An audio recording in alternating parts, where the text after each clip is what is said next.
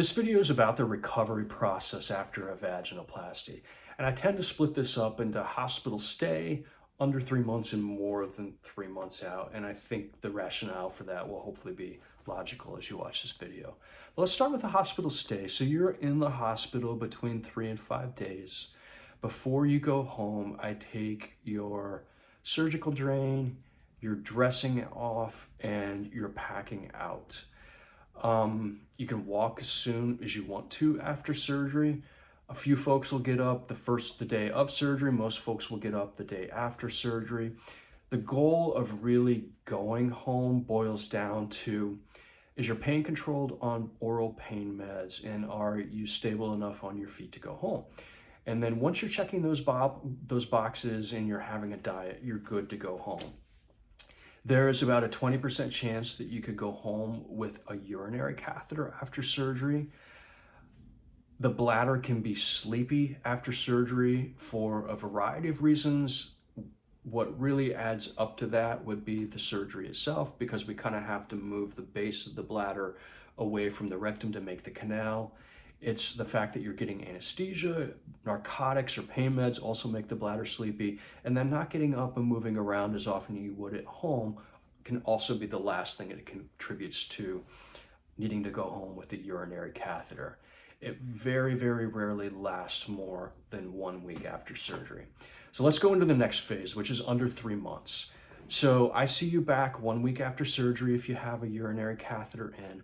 I take it out at that point in time. I see you back the following week after surgery. So now you're 2 weeks out of the hospital. And the big thing that happens that visit is I start you on dilations. So that tends to bring up a lot of questions is, wait, shouldn't I be doing dilations right away? Won't that mean that my canal will be shorter? And the answer to that is no, it makes no difference. And what it does is it actually decreases the amount of wound separations that patients have after surgery from starting dilations really early. And so it makes no difference in canal length. So the next visit the following week is when I really put you on a douching regimen. And so we kind of want to start cleaning out the canal with all the lubrication that takes place with doing dilations. And we generally do that for about once a week. And then between that 1 month visit and then your 3 month visit, really what you're doing is getting back to normal activity. So the one thing that is really hard to do after a vaginoplasty or bottom surgery is to sit on your bottom. Sitting on your bottom is really painful. So I have a lot of folks who think, oh, I just have a desk job, it's going to be easier for me to get back to work after surgery. That's not always the case because sitting is difficult. But by 3 months, you're getting close to back to normal in terms of exercise, sitting comfortably, etc.